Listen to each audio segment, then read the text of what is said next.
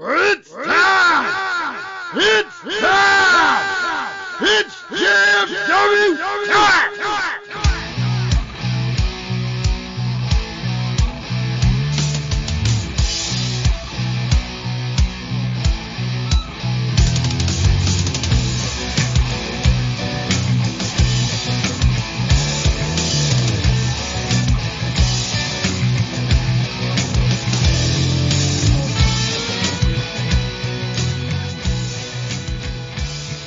Alright guys, it's this time we're going to step the ring with the greatest faction in podcast history. Just Freakin Wrestling, the JFW Podcast, hosted by Travis T. And I am the amazing turtle, greatest referee in the world, Nubby Jones, primetime pimp, Butler Jones, whatever you want to call me. Just don't call me late for dinner. Nubby, I'm glad you're back here. It's just you and I tonight. Steve and Dally cannot make it. Totally cool though, because you and I are gonna have a chance to kind of like catch up and recap not only SummerSlam, because we do want to talk about that pay-per-view, because a lot of things have happened over this past Sunday on SummerSlam alone. But you got a lot to talk about as far as independent wrestling goes. So we're gonna save the independent stuff for the main event here of the show. As we usually do, kind of save it for the ending.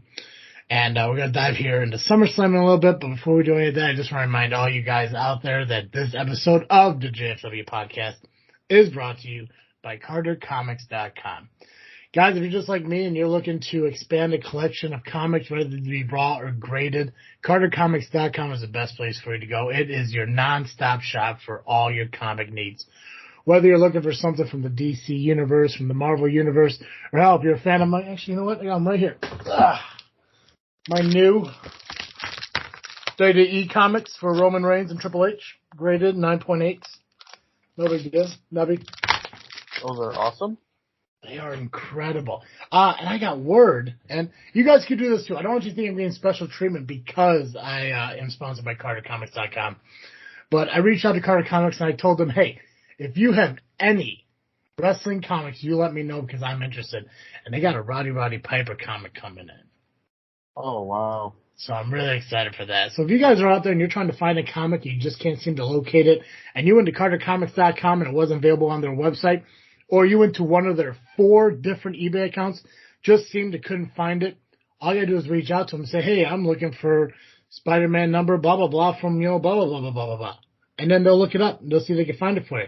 They got connections. They have thousands of titles available. Not everything is even on the website because they keep on adding week after week, day after day. There's always more inventory being put up. But it's all available to you guys just by going to CarterComics.com, signing up for the Carter Comic Club, filling up your cart with all their amazing comics. Use the promo code FreakNet, that's FreakNet. You will save 10% on your entire order. That's right, 10%. You buy $1,000 worth of comic books, boom, now it's only $900. Math. Wow, what a concept.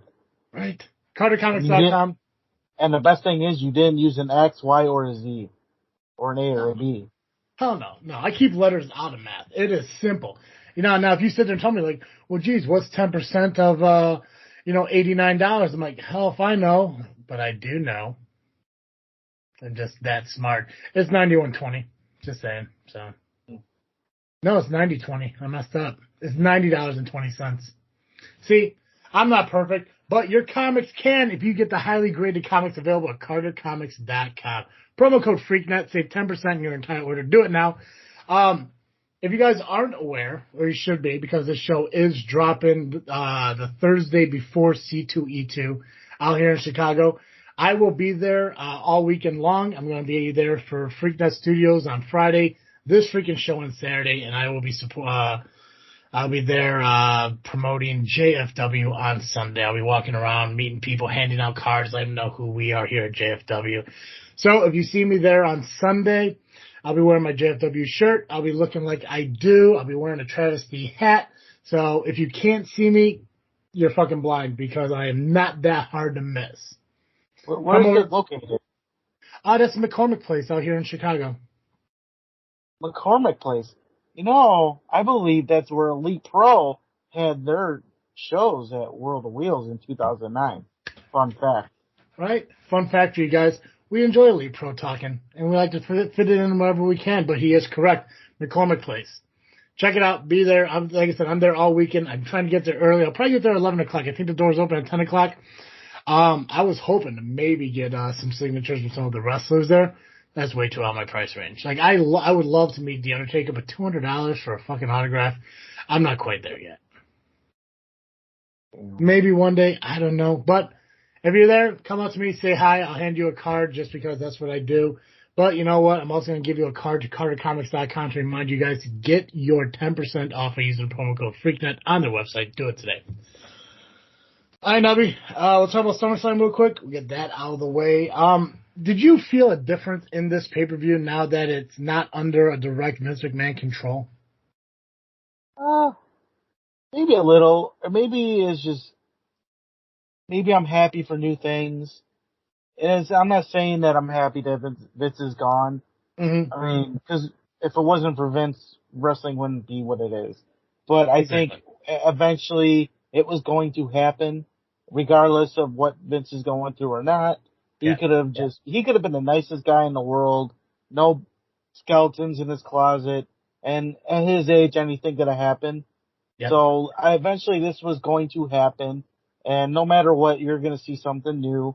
And it does have a new feeling to it. It's still got to work its kinks out, but I think we're in for a hell of a ride.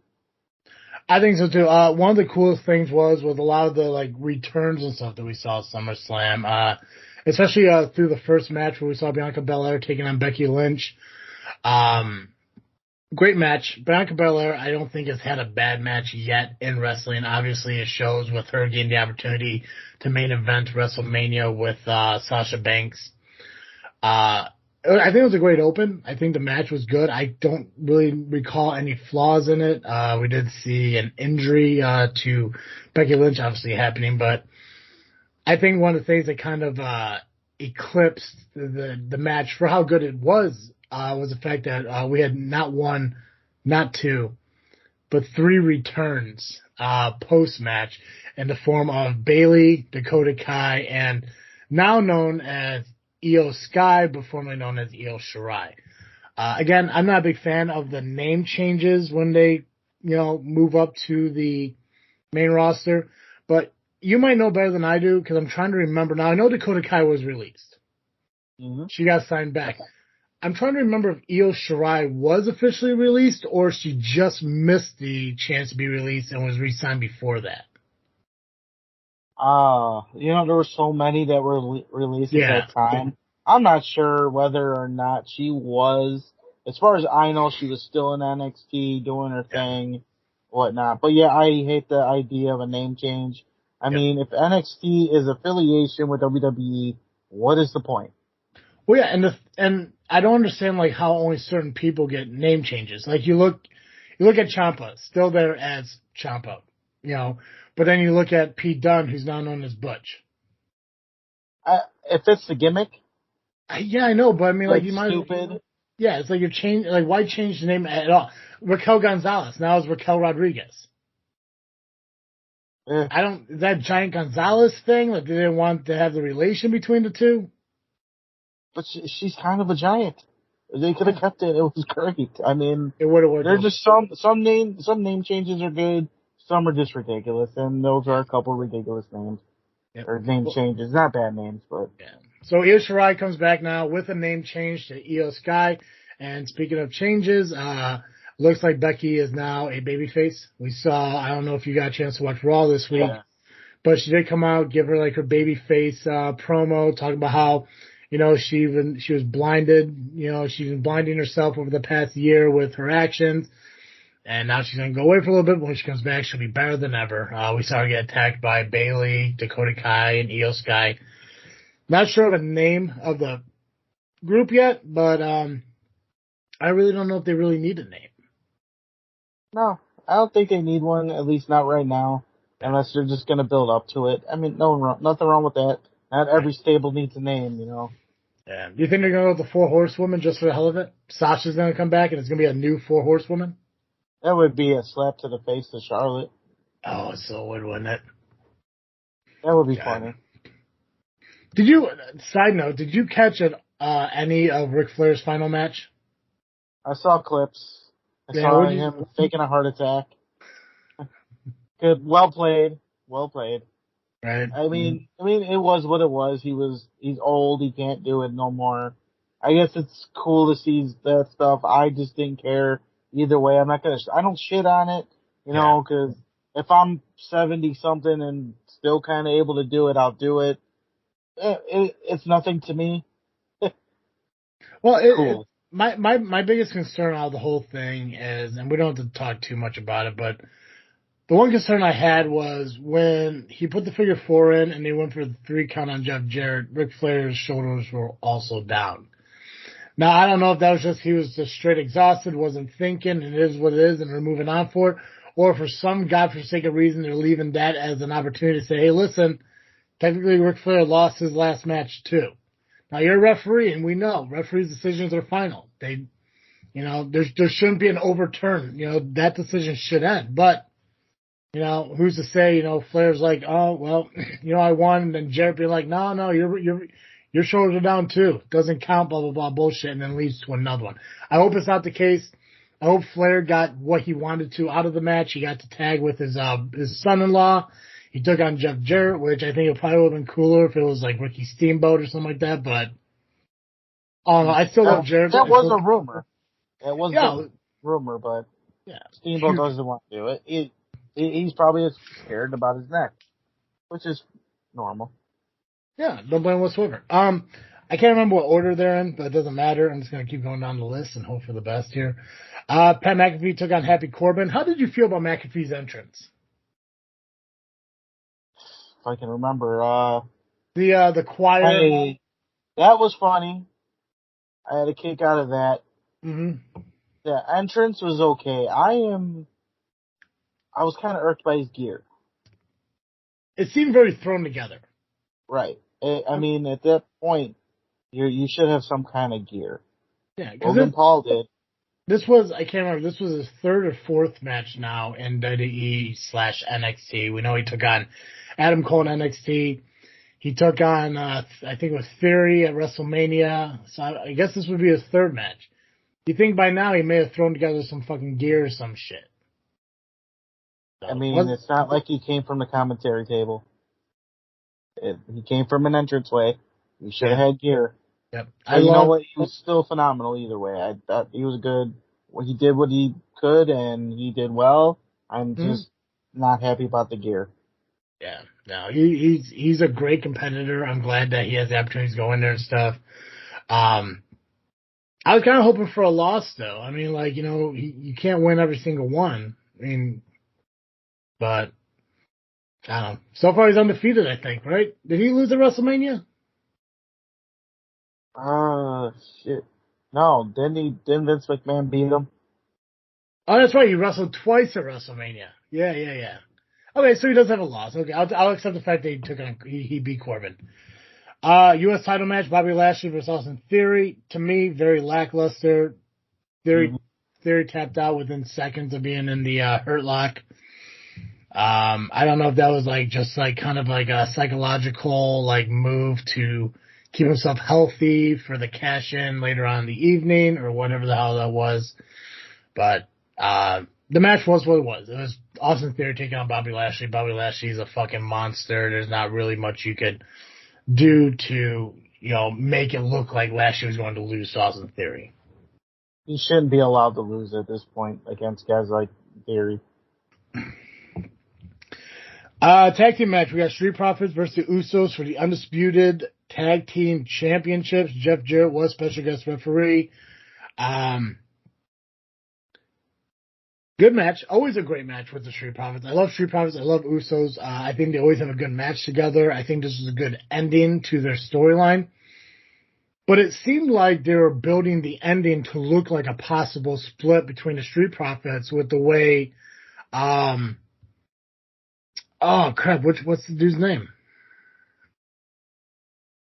Why? I just had his fucking name. What's the Street Profit guy's names?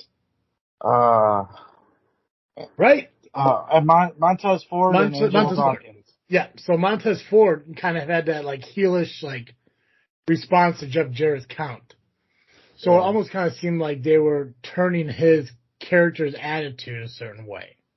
And I get, like, you know, and it was really cool how they kind of were playing off the emotions of the situation. But to me, it seems like they're getting to a point where they will eventually split the Street Profit. I mean, we saw on Monday they were doing the rock, paper, scissors thing. Ford just kind of cuts it off, runs to the ring for the singles match against Seth Rollins and stuff. So, I could see a split in the future. I don't think they should do it. I don't think there's anything wrong with having long-term tag team partners and stuff. But you as a wrestler, how do you feel about long-term tag teams? I think, well, in WWE we need that. We don't have an established tag team division. We talked about that in the Independence last week, and until we have an established tag team division, multiple tag teams, don't split the profits up because they're one of the top tag teams right now. They're over as hell, popular. They're good in the ring. Yeah. I don't see any flaws with them. So keep them together. If you want to turn them heel, sure, go ahead, but don't split them up yet. Not until more tag teams are established. Yeah, well, because I'm trying to think, as you're talking, I'm trying to, like, run through my head, like, how many true tag teams, like, WWE currently has. I mean, I can think of the New Day, the Viking Raiders, Street Profits, the Usos. Everyone else just kind of seems like thrown. I mean, you got the Mysterios. I don't want to forget about them. They fought for the tag team titles on Monday, lost.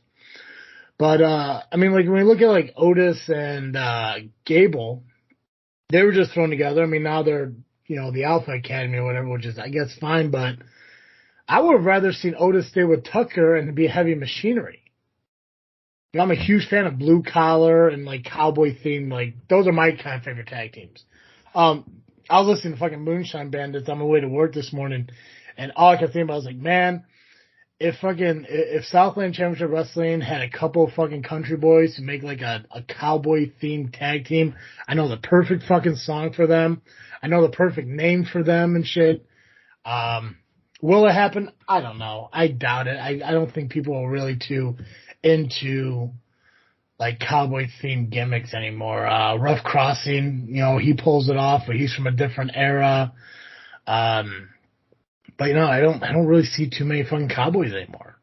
A lot of them was more like fucking, like emo, punk metal, fucking goofy shit like that. The baggy pants, heavy screamo fucking entrance music and shit. The sleeves, the Hardy Boy sleeves and kick pads and shit like that. And that's all well and good. I'm not taking away from anybody's gimmicks and shit.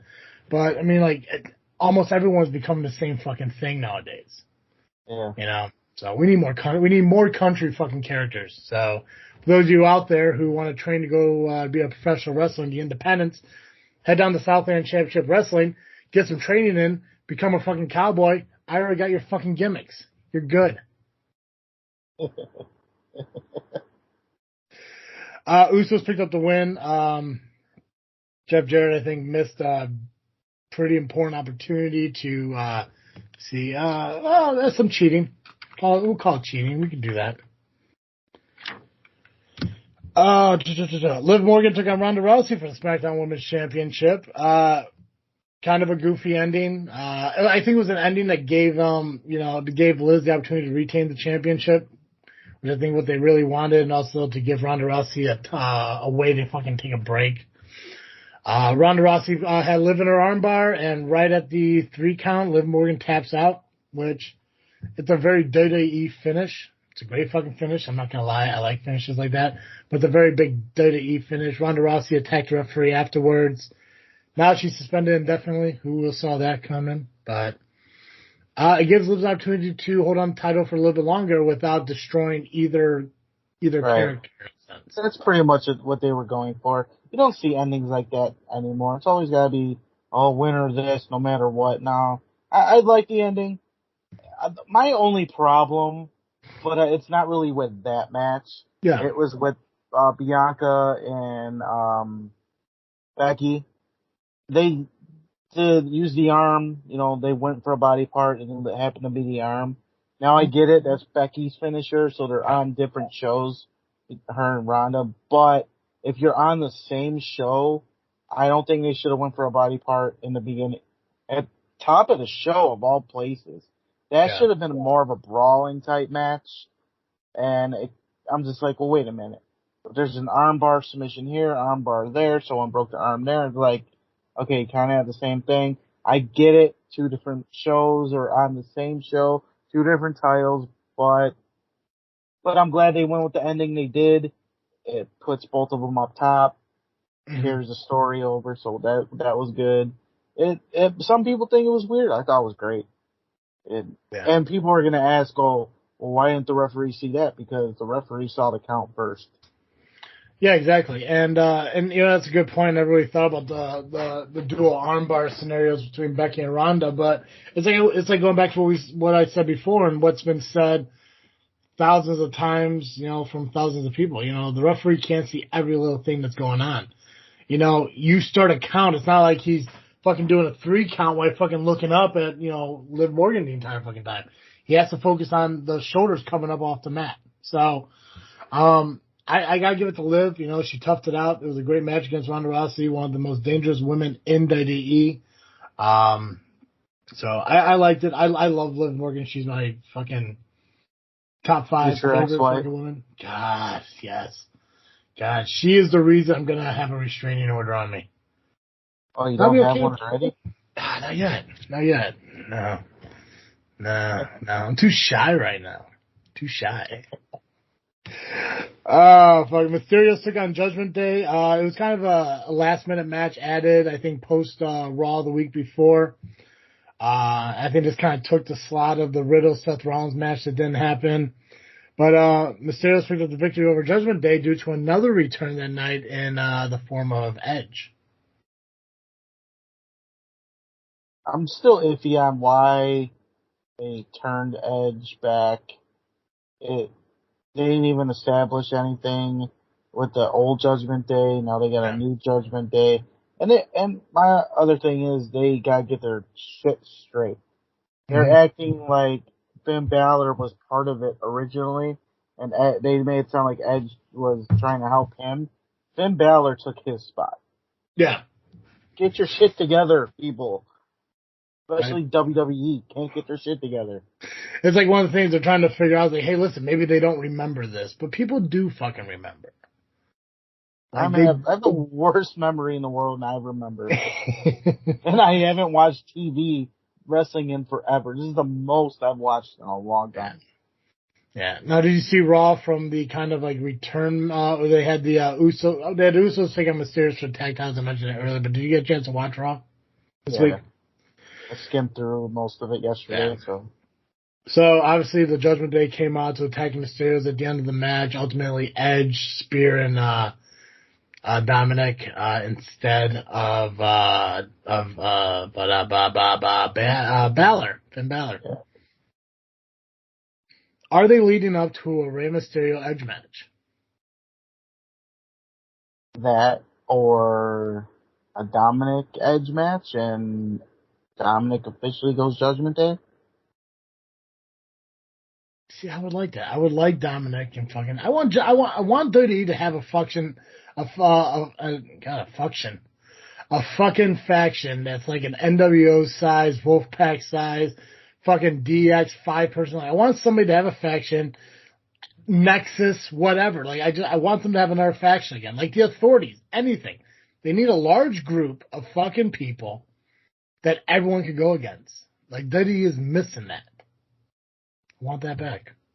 I want Dominic to do something different. He's got talent in the ring. A lot of people say he doesn't. A lot of people wish they can do the shit he can do. He just needs to get away from his father now. I think he's well enough to go be with these guys, change the gimmick, go heel, and I think it will be successful. Yeah. Maybe it's just me, but to me, fucking Dominic just looks kind of like awkward and shit when he's in the ring. Yeah, like he does. He looks like a 12-year-old in there and just bouncing around up his couch. Right? Why he just needs to go like a goatee or like a fucking jawline beard. He just needs something to look like he's not the same 5-year-old kid that Eddie was trying to steal from Ray in a ladder match fucking 15, 16 years ago. Right. That's what he needs. He needs to stop being like, oh fuck, he needs to finish up this match because he has detention tomorrow and he can't miss it.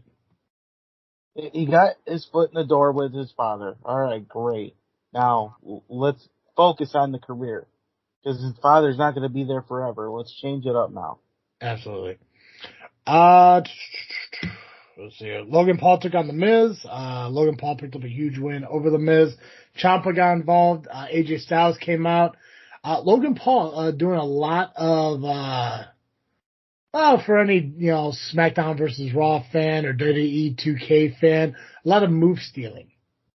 We saw a phenomenal forearm. We saw some it kicks. We saw that clothesline thing into the corner. Probably the biggest thing, the biggest spot of the whole match was the frog splash through the announcer's table. But that was an RVD move right there. Yep. I'm not a fan of Logan Paul as a person, but I am a fan of Logan Paul as a wrestler. He impressed me. Yeah. He's starting to grow on me now just because of that match. I mean, at WrestleMania he did well, but I just didn't buy into it yet. And then he has a match with Miz, and I'm like, okay, all right, let's give him the ball and keep going. Yep. Final match, the main event match, last man standing for the unified, undisputed WWE Universal Championship. Roman Reigns, Brock Lesnar. Brock Lesnar comes out in I think it's called a backhoe. I think that's what it was. Or no, not backhoe. I forgot what the fuck it's called, but tractor. I think they called it a tractor, but it's called something else. Whatever. Nubby, you talk about this match. I described everything else. I want you to kind of talk about this match. Give me your feedback, your input, some of the highlights and stuff you saw from this match. All right, so Brock Lesnar pretty much dominated most of the match. Yeah. Roman Reigns, he got his ass beat, but he fought hard like he wasn't about to give up those titles. He kept getting up there that whole match. Lesnar took a beating though, like I've never seen in a long time. Mm-hmm. In my opinion, probably one of the greatest last man standing matches I've seen in probably a decade. I mean, nothing tops, what was it? DJ Price and Adam Cage at a recent SCW show. Yeah, but back, yeah. It was a great match. Great storytelling, always important. I'd say I give it about 9.5 out of 10. Loved the tractor thing at the end there, lifting the ring up. You know they're gonna put that in the next game or two, and I can't wait to play that. Oh, and I can't wait for these outdoor shows to have one out in Independence, because you know someone's gonna do it. Or at least someone's gonna drive out in a tractor. Yep. Like I said, great storytelling, great match, and it could have went either way for me. But obviously Lesnar's gonna go do his thing, whatever he's going to do. Maybe come back in a year, take it from Roman Reigns if he doesn't lose it by then.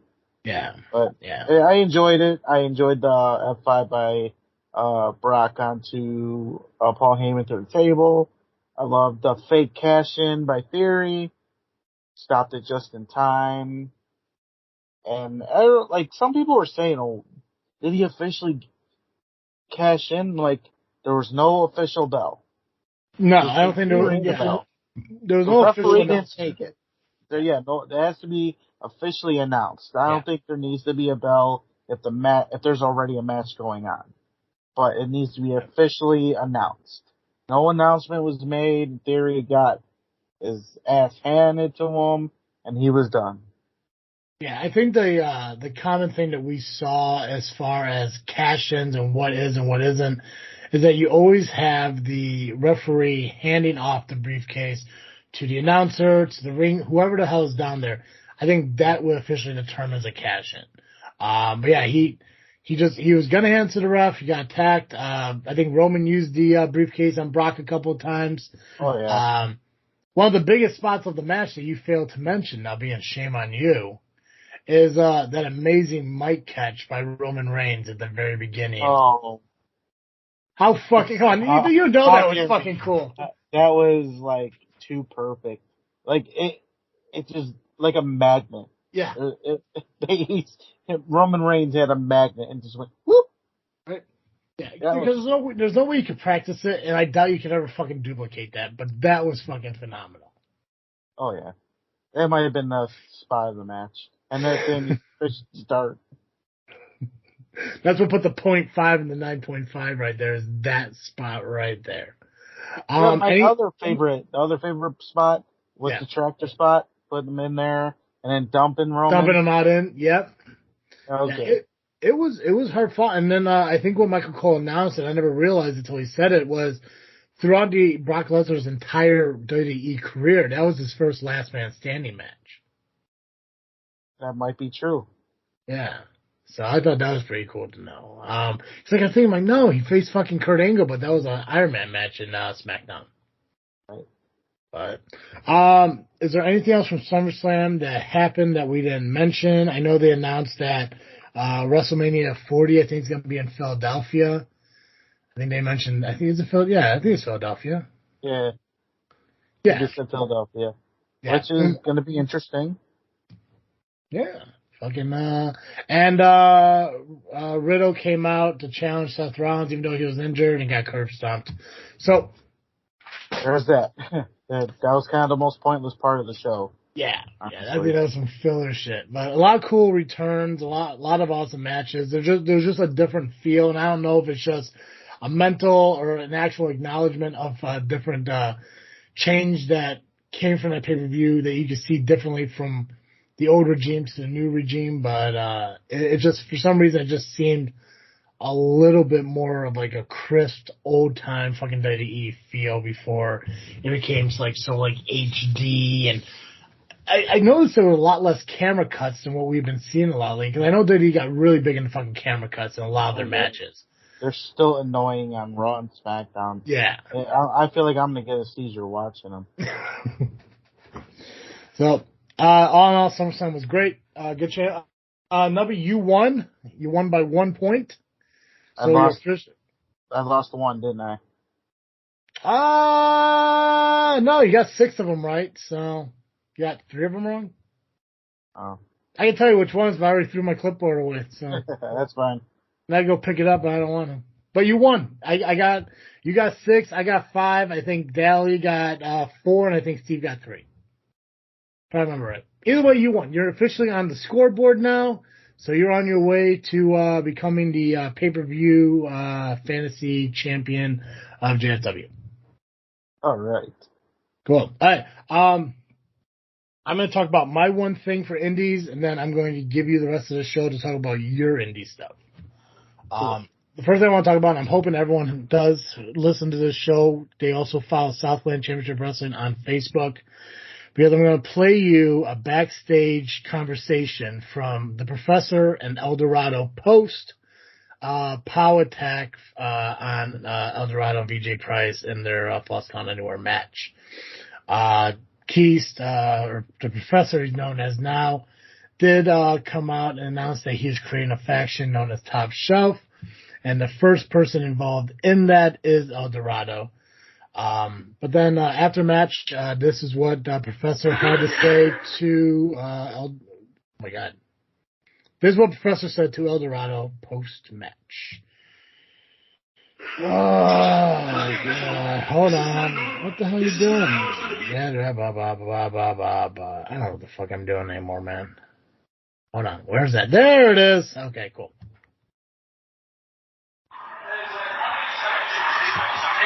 That's not it. Okay? They're not all going to be like this. Okay? I'm putting together a stable. We're going to have the best and brightest in SCW. Okay? We're going to reach heights that nobody has ever seen from a stable in SCW before. But I need you. I need you to trust me. I'm going to build everything around you. So I need you to trust me.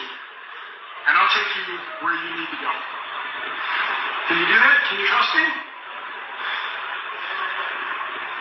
I've known what you've done in the past few years. I can see what you can do, fool. I want to put my trust in you. Okay? I make you part of my familia. But you can't fail me. But I trust you.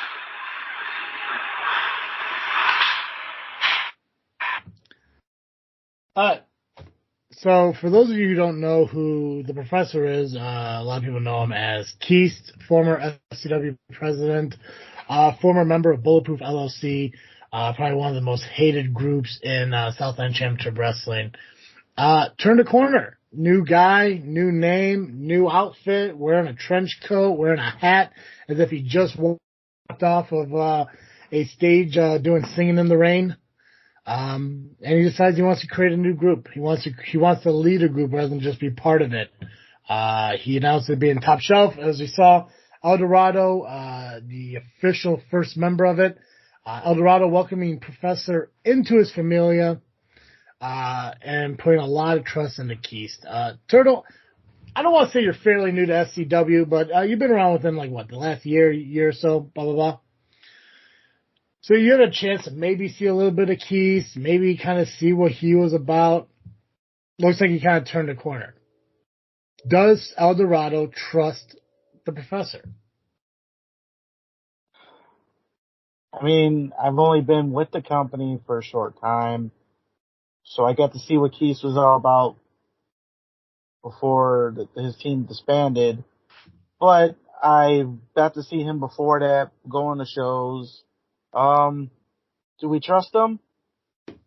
I want to, because everyone deserves a second chance. You know, people change, they can change, but we saw how dirty he was. Could this be more dirty tactics? Could this be part of the plan of attack? You know, what if he's part of POW or something? You don't know. I mean, it's remains to be seen. After all, he was a president at one point, and then he turned. Well, what makes you think he won't do it again? But you know what? I hope for the best. Maybe he did change, and if El Dorado trusts him, or he's going to learn to trust him, I guess it'll be a fun ride to see. You know, and who's going to be the next member? That's what I'm looking forward to. How many members are there? Right. There's a lot of questions circling like this whole situation. Obviously, it's fresh in Southland Championship Wrestling. I'm the GM of High Voltage, and I just found out about all this the same night that fucking Steve Arnett. How do you pronounce his last name? Arend. Whatever. So Steve Arndt fucking blamed me for everything that happened on the show. Whatever. So it's all brand new to me. I've seen the evolution of Douglas Keist now going by the professor. So it's one of those things where it's hard to gain somebody's trust back when you lose it. But I'm willing to give Keist the benefit of the doubt because it seems like he did kind of turn over a new leaf. He's trying to give an opportunity to be a better person. So I'm willing to give him the opportunity to show that. I think El Dorado is a big enough star to where, you know, Keith could build a group around him to be huge in the wrestling business. Not even just SCW, but, you know, it could be the next ARC. Yeah, I said that shit because I don't care. But also at the same time, if Keith says anything backhanded or shady, I'm sure El Dorado will drop him. And Keith probably knows better not to do so. Yep. So I just wanted to share that little tidbit in case you guys aren't following Southland Championship Wrestling that was released on their Facebook page. Make sure you do follow SCW, Southland Championship Wrestling, on Facebook so you keep updated not only for the upcoming shows, which I believe the next one is August 27th. Yes, Saturday, August 27th. Saturday, August 27th in Shabance. So make sure you do follow them. Kind of keep it up. Also, make sure you follow JFW. If you're not following JFW on Facebook by now, fuck you. What are you doing wrong? Yeah, I know, you fools. All right, Nubby, talk about your shit because you have a lot of information to cover as far as independent wrestling. Most of it seems personal. All right. Well, since we were just on SCW, well, I'll bring up the POW has a show this Saturday, along with another show that I'll talk about in a few minutes. Now, there are some SCW versus POW matches. There was a major change in the tag team match. What was supposed to be Eric Freedom and Jimmy Blaze against Elite Pain, but due to personal issues beyond their control, Hunter Payne and Marco Anthony will not be there. Yep. Instead, and this is where I am kind of cringing about, Commissioner Hedford got a phone call from Terry Allen and told him about the situation, and instead of canceling the match, they replaced Elite Pain. And this is where I'm questioning Terry Allen's mind. He has put DJ Price and El Dorado together. Now, I am not questioning the efforts and toughness of DJ Price and El Dorado. Those two are phenomenal in the ring. Big dudes, don't want to mess with them. Well, I could probably beat DJ Price, but that's another story. They don't like each other. Yeah. Are these two going to put their differences aside against two POW guys? We are in a war, and Terry Allen puts these two together. What is the mindset here? And is it the correct move? Well, what I could tell you from my perspective, being a general manager of High Voltage and seeing a plethora of SCW presidents come and go and make poor decisions, I think Terry's a fucking lunatic. I have no problem saying it. I will gladly stand behind it and say that what kind of president takes two guys who absolutely can't stand each other and make them a tag team to represent SCW at POW? I mean, and the thing, it's not like I could sit there and question El Dorado, because I know El Dorado will be in there for the benefit of SCW. I don't see VJ Price going to be an SCW player when he has to sit there and tag with, El Dorado, a man who's handed him a loss on multiple occasions. So, I think I don't know. I know fucking Terry is, Power Hour Steve's boy. Fuck, I know fucking Superfan Steve's a fan of Terry Allen. I don't get it. I don't see it. Nothing against, Terry and who he is, but nothing he has done yet has, made me think that he's a good guy. Or he makes the best choices as SCW president. Now, does that make me bitter because, I thought I was in the running to be SCW president and I was overlooked because of fucking Terry Allen, who just I'm going to go ahead and input myself into this fucking tag team match, and if I win, I win. Yeah, way cool. But he hasn't done anything as SCW champion to prove that he is even an SCW guy. He put a video out not too long ago on Facebook, and right behind him was a POW championship. So I don't know if going into war with, a company he has a lot of history with, is something that maybe people at SCW should think about a little bit more and think is he truly on our side? Making this tag team match doesn't make it seem like he's really an SCW guy. It seems like he's setting our guys up for failure. But I could be wrong. Usually not. I hope they, for the sake of the company, for the sake of SCW, put your differences aside and squash it for a night and then beat each other up later. I mean, VJ Price had a couple grueling matches with Jimmy Blaze and they beat the crap out of him, so there's that. But I just don't see this working out, especially in POW territory, where you know those snakes are going to use that to their advantage. Well, see, that's another thing, too. Like, you know, who else is going to be there from SCW? Who's going to have, you know, El Dorado and VJ Price's back? You know, it's a big thing where, like, you get up seeing POW and VJ Price, you know, against El Dorado. It doesn't, there's not a whole lot of sense that makes. You know, you could throw El Dorado with any other guy who has proven, or woman, who has proven themselves to be an SC. I would rather see El Dorado tag with fucking Aaron Xavier. Oh, that was great. Right? And even Aaron Xavier, like, I mean, I think he's just like one reunion from John Hudson away to just reverting back to being Evil Knievel, the bad guys who don't give a shit about SCW. But ever since JPH super kicked his wife, he's kind of really, flown that SCW flag a lot harder than even most people, and which is surprising to me. I mean, you would think C-Red would be flying that flag, but after what happened to him at Steam Hollow that time, but hey, that ain't gonna happen. No, God, no. C-Red's off for himself. What's that goofy little symbol? It's like a fake diamond, but not. It's like an A, but not. Yeah.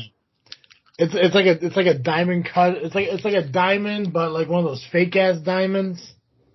So it's not like a pure. There's not like a good cut to it. It's goofy. It's like nothing against you though.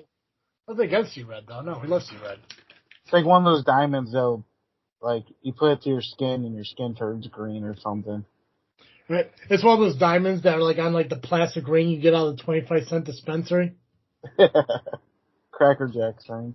Yeah. All right.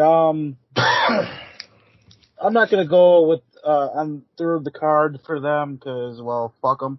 Don't care. Yep. Fuck Chris Hedford, you're a bitch. Now what is the problem? Give me some reasons why Chris Hedford is such a bad guy. I've yet to meet the guy. Obviously, being a POW dude, clearly he's a dick. But is there anything truly about Chris Hedford that makes him an asshole, other than the fact that he just manages POW or runs POW? I'll give you a perfect example. Yes, because I don't know the guy. That's the thing, and I would love to know the guy. Now, even though Jimmy Blaze was there, you know, leading the charge, but the one that was barking the orders when we were attacked at the training facility during a birthday party. You mean the one that Steve invited him to? You know, it could have been anybody inviting them. No, Steve did it. There's a Facebook post. Well, no. I mean, you can blame it on Joe Schmo, but I'm blaming Steve because he's the one that invited him there. Well, right. You can we can blame him, but you can blame anybody at this point. But my thing is just Steve. We'll blame Steve. All right, Steve is the blame. Fuck it. Steve's the one that invited him. He's the one that called him out. He challenged him to show up on Sunday at the High Voltage show. It's all Steve Arnett's, Aaron's, Stevie's fault. It was all Power Hour Steve's fault. He invited it, regardless of what anyone says. He invited them, and I got blamed for that too. Every time I get blamed for something, Steve's at the fucking point of it.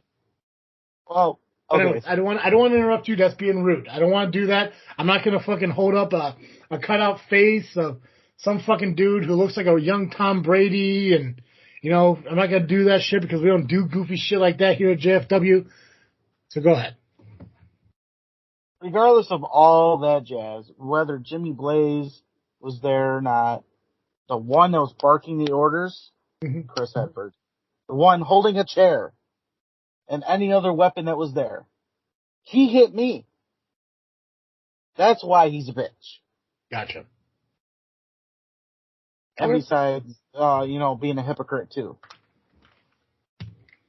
Gotcha. One of the biggest hypocrites I know. So he's a hypocritical bitch. So if I was to get Chris Hedford on this show, would you have a problem with that?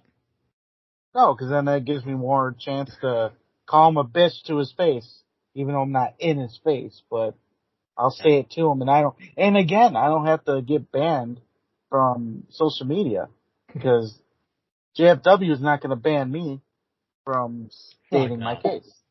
Fuck no. Well, even though we are Southland, what the fuck is the word? What word am I thinking of? Even though we're Southland friendly here on JFW, we do keep the opportunity to have other companies and other people from other companies on this show. So I'm going to make it a point. I'm going to work on it. I'm going to either get Chris Hedford or Blaze on the show, maybe even Scott Spade, because I do want to get Powell on here because I don't want to seem like I'm being impartial. I don't want to be a one-sided, a Power Hour Steve type of guy. I want to give everyone their opportunity. Which, by the way, Steve, congratulations on your 100th episode. I watched it, and I'm excited to talk about that. But, well, we're gonna get through the indie stuff, and then we're gonna get to that, because and I'm not. I mean, and I can't be totally mad at Steve, but I am. But we'll get to why. Yeah, because the more and more I think about it, the more I gotta blame him too.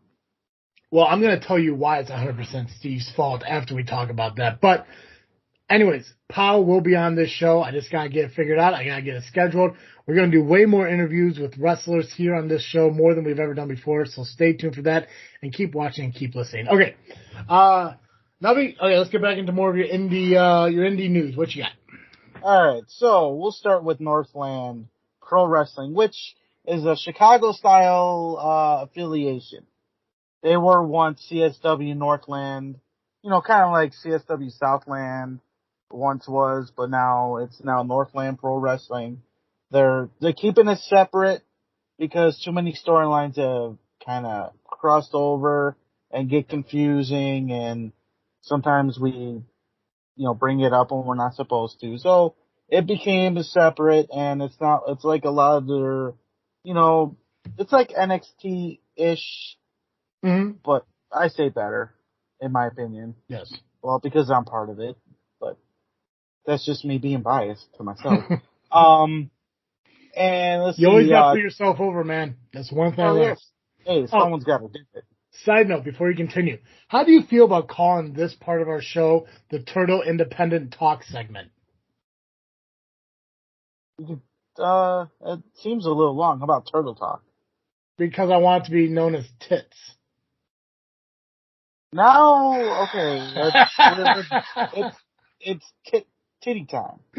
Because I just want to make a shirt that says, I love tits. Okay. And on the back I'll say Turtle Independent Talk segment. I love tits. That actually sounds good now that more and more I think about it. Let's go with it. Right? God, I know how to book. Anyways, okay, you get back to what you're doing. Tit talk. Let's talk. Let's do some tits. All right. So, this Saturday in Woodstock, Illinois is 240 North Throop Street, not Troop, Throop Street. $20 tickets at the door. We got an awesome show lined up. Doors open at 6, bell time 7. As of right now, and the one match that I have in my head as I'm looking for the rest of it is Chris Miller. Not Chris Miller. He's not there anymore. Why am I thinking Chris Miller? Oh, because you know what? Metalhead is Chris Miller's cousin. So that's where I'm getting confused, and I was actually talking to Chris Miller earlier, but no one needs to know about that. Your BFF, Chris Miller? Oh, I still hate his guts, but I had to talk to him. Because apparently Metalhead doesn't do social media, so everything I gotta talk to Metalhead about, I have to go through Chris Miller. That's so stupid. Who doesn't do social media? He doesn't talk hardly. He doesn't use his social media. He has an Instagram, but he doesn't utilize it. He's always got to have somebody else to do it. That's my guy, though. That is the guy I represent in Northland. So, It is Metalhead, my guy, the most dominating force in Northland Pro Wrestling, who should be champion by now, who should have had a title shot by now, but the people in charge are just insane. He's in a stretcher match against Doom Montgomery, who is a psychopathic idiot that just doesn't know how to let go. He got his ass beat last time, but he wants more. Who wants more of Metalhead? Why do you think I joined Metalhead? Because if you can't beat him, join him. True. I have a win over him, but that was via count out. I'm not proud of that. Win's a win. A win is a win. Metalhead dropped me on my head. That was when I got injured for that short time. My arms went numb and everything. It was crazy. And my dad almost got into a fight with the referee that night. It was weird. So the rest of the card, I'll just go with a couple of matches so far. Eric Schultz, the scumbag attorney, versus Gonzo, an up-and-coming superstar who's kicking ass at CSW lately, especially in the Futures Battle Royal, throwing people out left and right. Doesn't get the win hardly, but he's whooping some ass over there. We got a tag team match scheduled. Now, I'm not sure if it changed, but as of right now, it's Alpha Zeta Zeta. The obnoxious frat boys. Well, I don't know if they're the obnoxious frat boys or they're frat boys or just either way. They are the AZZ. Now, they will tell you it's not ass. It's AZZ. It's not ASS. But if you call them ass, you won't hear the end of it. So it's as AZZ versus Moondog Murray and Jay Thunder. Jay Thunder, who just had a match with Metalhead at the last event for Northland and lost. And Jay Thunder tried to, at the show that I was at before this past one, try to interfere in our business when Metalhead, not me, I was not getting involved, was beating the holy hell out of AJ Flyer. And Jay Thunder thought he was special, ran out there, challenged the Metalhead, and, well, he ended up losing. Let's see, we got, Mateo Valentine will be taking on AJ Flyer, the guy I just mentioned. As far as I know, is he still injured from his shoulder, his arm injury? That Metalhead, ruined his shoulder. And then, let's see, we got Anakin, not Anakin Skywalker, versus Shelly the Bombshell. Now, let me tell you about this Shelly Bombshell. She is definitely a bombshell, in the ring and outside the ring. She is in association with the Polish powerhouse, or we like to call him the Polish Rock, or Rock Austin, because he's a mixture of Stone Cold and The Rock. Mm-hmm. Look at that combination. But he's Polish. So there's that. So they have an association. He'll be there in her corner. And that should be a phenomenal match. And we got Cody James, who is not only the Northland Pro Wrestling champion, he's also the all-heel wrestling champion, who he beat Big Capri last month for the all-heel championship. Yeah. So there's that. And we don't know who Cody James is facing at this time. It could be an open challenge, for all we know. At this moment, he has no opponent. I'm sure if any other information pops up, just look out for Northland Pro Wrestling on Facebook. They have their own Facebook page. And as I look at my notes here, supposedly somebody is making a return.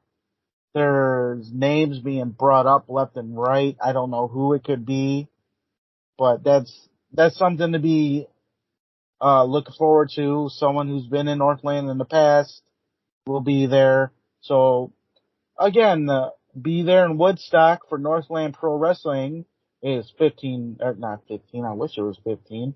$20 at the door. Well, I gotta pull that back up again. See, technology sucks sometimes. It is 240 North Throop Street in Woodstock, Illinois. 6 doors open, bell time 7. And that is the rundown for Northland Pro Wrestling at this moment. Check for more information at Northland Pro Wrestling on Facebook. Well, you and Steve are now officially administrators on the JFW Facebook page, so you guys are welcome to post and share any information from these shows that you see fit on that page. And I will be doing that for sure. Hell yeah. Now I want to get into a little bit of Rocket Pro Wrestling, just a tiny bit. We got a little bit of a nugget here. Let's see. Let me pull this up. Well, anyway, they return September 10th in Joliet, St. Joseph Park, 700 Theodore Street. Doors open at 4. Now this is one of the reasons why I like these guys. They start early. That way we can get home and do what we gotta do. Doors open at 4 p.m. Bell time is at 5. And guess what? They start on time. Every time. There has not been one show that I've been at. They have not started on time. So we got that. There is a 20-man Rocket Rumble. I was right. It is the Rocket Rumble, and the winner gets a future RPW Championship match at Darkness Falls, which I assume is in October. Let's see. One of the matches signed for this show in September. It is Quinn Whittock versus Damian Morningstar versus Aaron Stone versus the Ryan Matthews, the cardboard guy, cutout guy from the Power Hour, the timeout flag. The Ryan Matthews. He's a real person. He calls himself. We've got a big match, 2 big guys. Cody James will be taking on the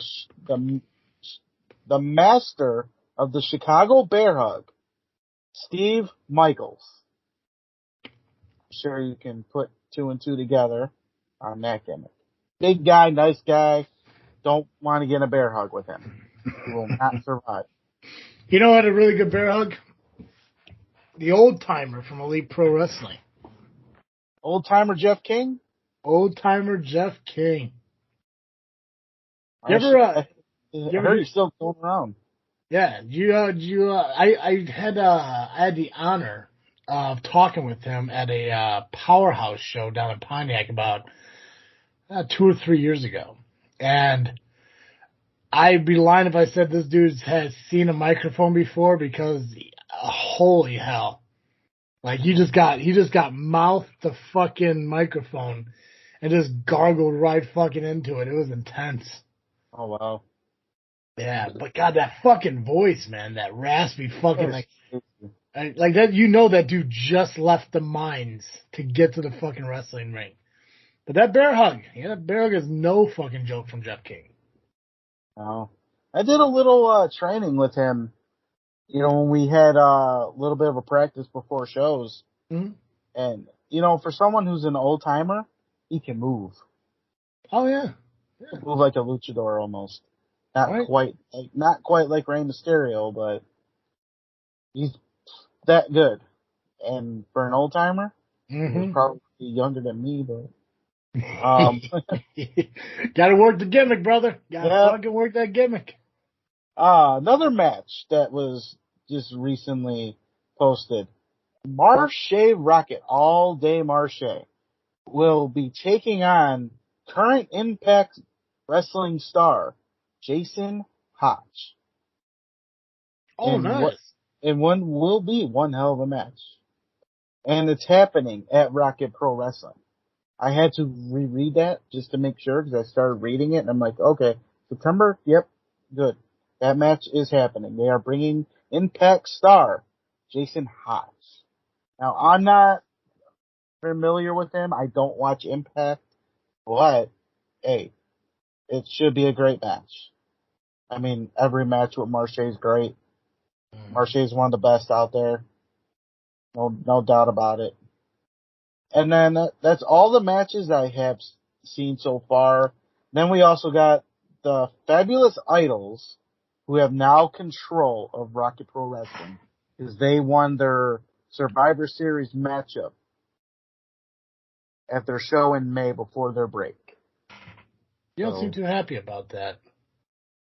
Well,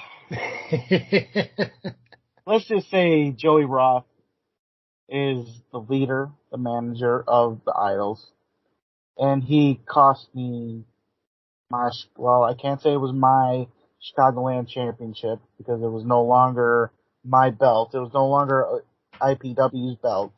Mm-hmm.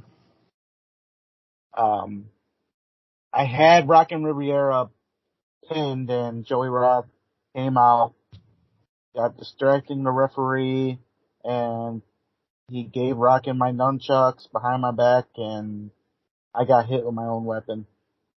Oh. And now Rockin's the champion, the first ever Rocket Pro Chicagoland champion, and the Idols have all the titles, and now they got the company. And I just signed with Rocket Pro, and I gotta deal with them. But I have made it my goal to be the biggest thorn in their side. Hell yeah, man. Fuck yeah. It's not the first time I've taken out a group.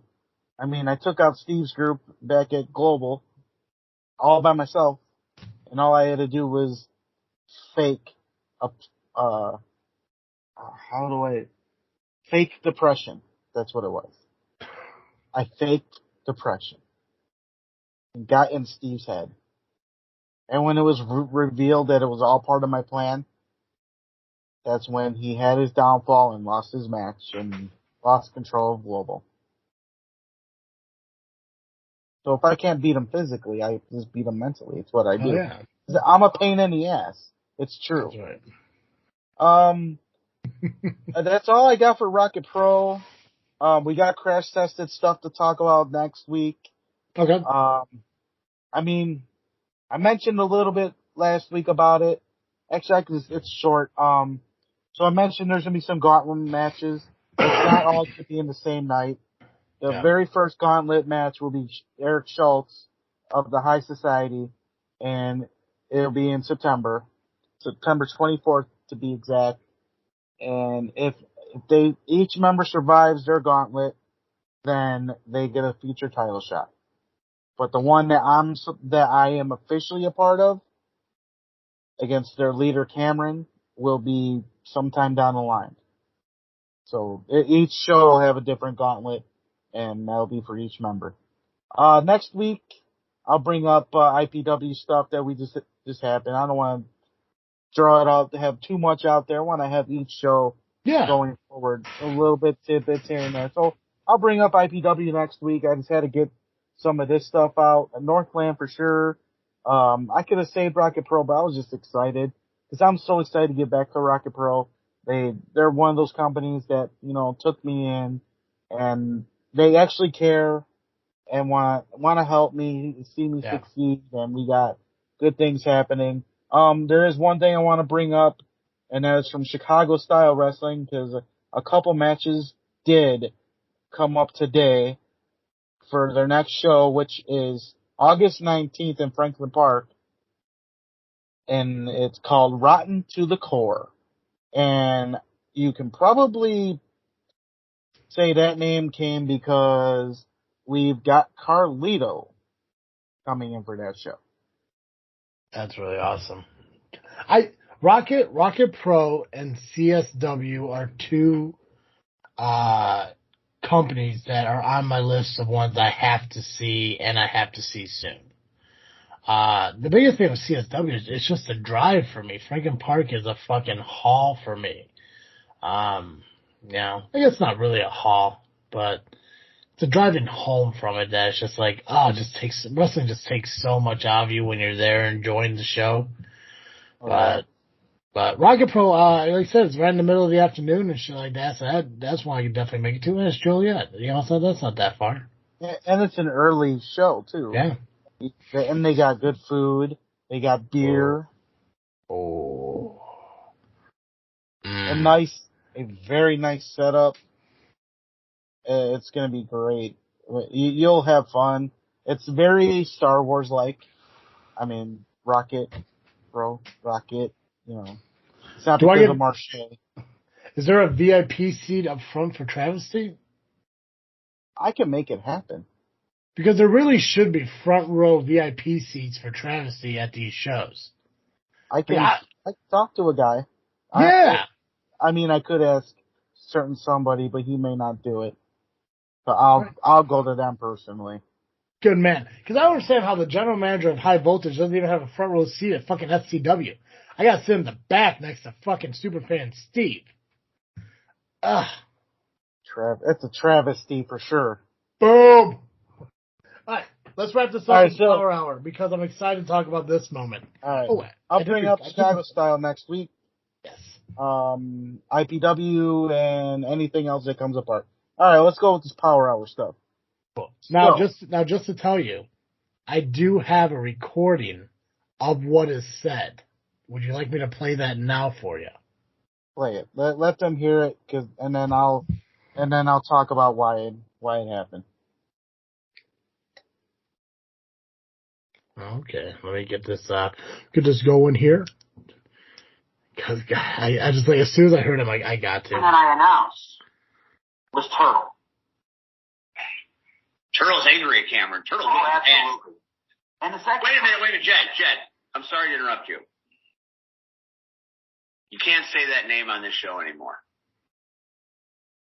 Can I say Nubby? No. I don't know where it is. C-Red made it very clear. Formerly known as? No, he's dead to us. C-Red made it very clear that he made a choice. The backstabber in a half shell? No. Right, C-Red, Turtle's dead to us?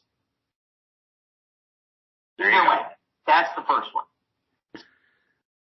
Backstabber in a half shell. So, Nubby, that is what's said on the Power Hour. Go for it. I want to hear what you have to say because I'm excited for this moment because I've been the only guy who has told people on numerous occasions how big of a piece of shit Steve is. And now I'm just happy to know that it only took you one episode for this guy to determine that you're not worthy to be on his Power Hour. All right, go ahead. All right, so, okay, when I came to this show, we were going to put over anybody. Yeah. Because in putting over the Power Hour, which, you know what? Let's not call them the Power Hour. Let's call them Tuesday Night YouTube. Tuesday Night YouTube. Excellent. So I figure we put them over, piggyback off of them sometimes too, because they got good information. They could be one of my sources. Yeah. But now I'm starting to think they want a war. At least C-Red does. Because it was actually at IPW on Sunday where C-Red was the one that said, oh, Turtle's dead to us. He turned his back on us. He joined that other podcast. I'm like, oh, you're mad? Hey, Steve, what, you gonna do something about it? No, Steve's not gonna do anything about it. So it's like Steve lost control of his own show because what C-Red says, it goes. So I am dead to them because I joined JFW. Let's see here. Well, I'm not a co-host for Power Hour when I wanted to be a year ago, when the gorilla position failed. And now they got a new co-host in Cactus Rack, which, you know what? I am not going to shit on her. She's one of the nicest ladies, and she brings new flavor. I get it. Yeah. She's awesome. One of my favorite people in the whole world. And she's the better half of Hot Rod Daddy Andy, so we got that going. But I wanted to be a part of the Power Hour, and it never happened. I just became a guest who ended up beating the butt of everybody's jokes. I mean, you watch the ones with Paulie. How many times did I get, the jokes on me? Mm-hmm. So, And then C-Red is belittling me, not being in it for 20 years, going to Chikara and California, not being a soul toucher, you know, riding the coattails of Marche Rocket. So, what's wrong with me joining JFW? Because JFW is the shit. I want to do something podcast-wise, and JFW is the way to go. But I'm dead to the Power Hour. Tuesday night on YouTube. See, it's hard to be an asshole. Right. It's easy for C-Red. I'm gonna train you on that, Nubby, because I love being an asshole. Dude, when I heard that, when I saw your comment, I was confused. I'm like, what did they say in here that made him say that? So I'm sitting there and I'm listening and I'm like, okay, so they're going through and they're talking about everything and they start bringing up the gauntlet thing. I'm like, okay, so they're gonna bring up fucking Turtle because, you know, we discussed on last week's show that this was a possibility. You're gonna be in a gauntlet match and everything. And then the moment fucking Steve, who pretended to be everybody's friend, he came on this show and we were supposed to have a fucking all-out fucking conversation about how, you know, he fucking badmouthed me and I badmouthed him and we went back and forth and everything. And all of a sudden it turned into a, you know what, Travis? I was wrong. I made a mistake. I am on the Steve apology tour and blah, blah, blah, blah, blah, blah, blah. All that fucking happened after I had to point out everything wrong with his episode from the previous week. And I committed 3 episodes of JSW just to prove a fucking point. That everything he said was a lie and it was misdirected at what was the truth. And I thought we were fine. We did a couple fucking commentaries together. We had the conversations and discussions. I was going to be back on the Power Hour. He was going to come back on JFW. And then all of a sudden he starts pointing the finger at me because fucking Terry can't book his SCW show for people to fucking show up. Okay, I'm sorry. Fucking Kendall Fire didn't show up at SCW. And that's my fault? No. Blame the fucking booker. Better yet, blame the guy who's in charge of SCW when Terry isn't there. Nubby, do you know who that is? No. It's Steve. Steve is in charge of SCW when Terry Allen is not present. The same fucking guy who watches Power Attack of SCW after Power Attack of SCW after all the shady shit that keeps going on. And Steve just sits there at his fucking desk going, this is atrocious. This is despicable. And all these goofy fucking big ass words he thinks he needs to use to make himself sound more intelligent and more pleasing to the fans. Just say it. This is bullshit. Well, no, he can't because the only thing that's bullshit is the shit that comes out of his mouth week after week. Then all of a sudden, boom, C-Red says Turtle's fucking dead to the Power Hour. Why? Because I gave Turtle an opportunity to come on JFW and he took it because the Power Hour didn't see the fucking investment or the fucking boost in, like, you know, viewers and information in independent wrestling that Turtle has to offer. No, they had to fucking fill it in with fucking, what's the dude? The dude who stole Jay Jensen's fucking gimmick, the real deal. Oh, Rayon Skills? Rayon Skills. I got nothing against Rayon Skills except for the fact that he's not the real deal. Jay Jensen's the real deal. Okay. Jay Jensen, yeah. But it's Rayon Skills is one of the best dudes. Rayon Skills is impartial on that show. Rayon Skills is impartial on that show, and I'll give him that. To me, he's not the real deal. He won't be. Nothing against him. I don't know him. I've never seen him wrestle. But I know Jay Jensen. He's not Jay Jensen. He's not Elite Pro Jay Jensen. He's not the bully Jay Jensen. C-Red, I respect C-Red too. He just won an award with the fucking Soul Touchers a couple weeks ago. Got awarded some fucking award for the Soul Touchers. Nothing against him. He said it himself. He spent 20 years in this fucking company. You Google his name, he shows up. He's world fucking wide. And that's all well and good. Steve fucking knows every fucking company from fucking Wisconsin to fucking Indiana out to Iowa, whatever. He got his name out there. And that is fucking wonderful. But the problem is that they had an opportunity to have you, Nubby, to have you, Turtle, to have you, Mike, on the fucking Power Hour. And instead of taking the opportunity to see that as a great success for their show, they said no. They moved on and they found other fucking people. And now they got 4 different fucking hosts. And keep in mind, everything that Steve said about Cactus Rack, is that her name? Yes. Cool. Everything he said about her is the exact same shit I said when Dally came to JFW. A woman's perspective of wrestling. Now, okay, cool. She's going to do the roller derby thing. Awesome. I didn't even know that was a fucking thing anymore. But hey, good for her. But everything he said about fucking Cactus Rack is everything I said about Dally when she came in. So now they got 3 guys and they got a girl. They got 4 co-hosts of the Power Hour, which is kind of funny because there's 4 co-hosts for JFW, and there's 3 guys and there's a girl. Huh. You know, I never thought of that until now. Yeah. Yeah. And they got somebody who runs their fucking mouth. There's someone who's informative about there's 2 people informative about the business. And then you got the girl who's also going to throw her opinion in there too. All Power Hour is now is just JFW fucking light. And congratulations for having 100 episodes. I remember having 100 episodes at 1.2, and then I moved forward. But hey, I'm not going to take anything away from the Power Hour totally, because they do one thing that we can't do, and they have enough fucking interviews consistently to make their show more downloadable and more viewable than maybe what we have at this time. But I know for a fact that's going to fucking change, and that's because Turtle is here on JFW. Now, Turtle's the fucking guy who's going to take JFW from a show that just pops in from time to time because we can't sit there and really figure out what we want to do next, to actually have more informative information on the independent scene in Illinois. It's like I told Steve, like, Turtle's going to be here. He's going to give us the daily shit that's happening in independent wrestling. Just like Steve is here to kind of talk about the history of independent wrestling.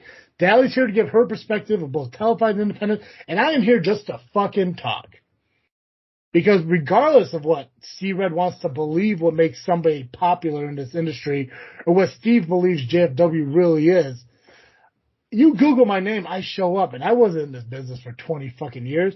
I was in this business not even for a cup of coffee. I was standing in fucking line to get coffee, and the coffee machine was fucking broke. That's how short my fucking time in this fucking business was. I spent more time podcasting about this business than I did training in the ring. But I bust my ass regardless. I go to fucking SCW. I'm one of the few guys there who was there to kind of do maintenance and shit to the fucking training ring. Because nobody else wants to fucking do it. And that's insane, too. And I sit there and I talk to the fucking trainers. You guys have multiple fucking guys who come in here. And they practice on Tuesdays and they practice on Thursdays. But they don't commit to the business like we had to back in the fucking day. Like I sat there and asked them, when was the last time they went on and did flyering? They don't do that anymore. Why? Because fucking social media made it easier? Fuck that. Go throw some flyers up at a gas station. Or a store, anywhere else. They don't fucking do it. But we had to do that. So I understand the business. So I understand when I needed something to make this show more than what it is, boom, I went to fucking Nubby. And that's what I love about this show. And that's where the Power Hour is going to fucking fail. Not because you can't talk about Nubby. You know, I prefer if they didn't fucking talk about Nubby on their fucking show. Because I only want Nubby to be talked about here on JFW. So, Steve, I don't know what, I'm sorry I made this about me. We're going to go back to you, Nubby. I don't want to make this all about me. But Steve just irritates me with his fucking back and forth idiotic fucking attitude of, oh, we're cool, now we're not cool. But he wants to sit there and blame me for POW shit, even though he allows it to fucking happen. He wants to sit here and say, oh, Steve Red said that fucking Nubby's dead to you. Fuck you guys. You didn't fucking lose Nubby. Nubby gave up on you. Remember that. You fucking remember that. You needed Nubby more than Nubby needed you. But he came to the fucking winning team. Came to the fucking right place. Anyways, Nubby, I took too much time away from you. So I want to get back to what you want to talk about. You pretty much, you know, you went off on a tangent for me. Awesome. I know. Yeah, it's okay. So here's my issue with it. Yeah. Okay, so we can, you put the blame on Steve for most of it. My thing with him is, how is he going to let C-Red say that? How do you let C-Red say I'm dead to you guys. But you're gonna fucking sit there and say, where were you when I was getting my ass beat by the workhorses on Sunday? And I did explain where I was. I was out there, but I was told to stay back by the messenger of IPW, who said the board of directors did not want anybody involved. They wanted Steve to take it for what it is. That's why I wasn't in that ring. But wait, I'm dead to C-Red, but C-Red showed his ass after the beat down as well. But he's not picking on him. He's picking on me again. I am not there for the good old Steve, but I'm there for you all the time. Blah, blah, blah, blah. Save it, man. You're a flip-flopper. I'm just going to go on and say it. You are my friend. You are a flip-flopper, though. Mm-hmm. And when it comes to the workhorses, I'm going to go right into that real quick. Fuck you, workhorses. Fuck you big time. I'll see you in the ring someday. Even if I have to go to ARW to do it. Hey, ARW. Wink, wink. Nudge, nudge. Wink, wink. Nudge, nudge. Speaking of which, they have a show next week, and we will talk about them. I think priority of the first independent show that we'll talk about next week. Because there's a big match. Big fucking match that's going to happen. And I'm going to make sure I'm there for it. But yeah, fuck you, C-Red.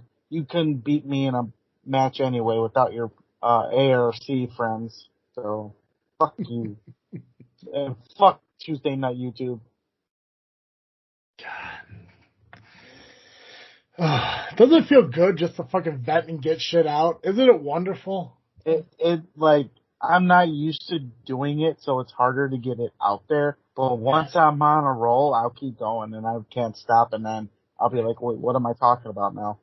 Right. That's what I love about doing podcasts, man. Like, I'm at the point in my life where, you know what? If I got something to say, I'm gonna have to fucking say it. I can't just sit there anymore and just be like, oh, hey man, that's cool. It's like, no.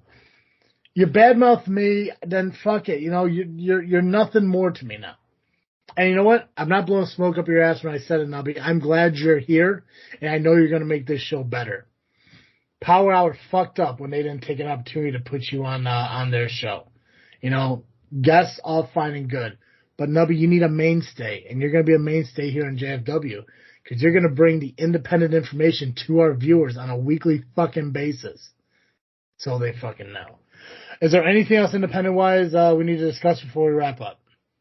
There were just 2 matches that were brought up today for Chicago-style wrestling. I could throw them out right now. It's going to be Axel Rico, finally, after all this time, getting a shot at the CSW heavyweight title against Joey Jet Avalon.